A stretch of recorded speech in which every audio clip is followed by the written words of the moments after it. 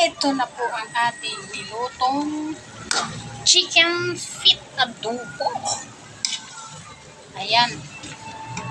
Ay, ang bango. Yung mga jayo, sarap.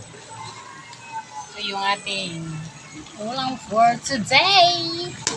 Wow! Ang lambot niyan dahil pinalambot ko muna bago natin inadobo. Agoy!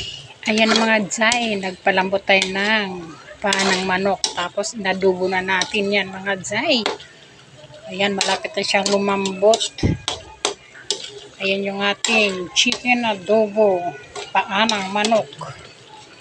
Ayan mga guys, ang sarap. Malapit na siyang malambot.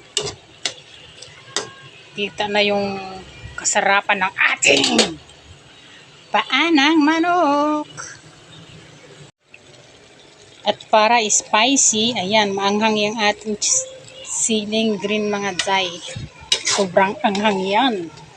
Mas maanghang pa yan sa siling labuyo. Ayan, halukayin baby. At ayan, palapit na maluto. Patuyuin lang natin yan mga jay. Di ba, ang sarap ng ating chicken feet adobo. Ayan, sarap. Kasintawi sa mga hindi kumakain ng paa ng manok. Pero ako, mas favorite ko itong paa ng manok. Ayan o. Ito yung napaka sustansya mga jay. Dahil nga mayroon siyang gelatin dyan. Diba? Gelatin sa paa ng manok. Oh my God. Ang sarap niyan pagka sobrang lambot.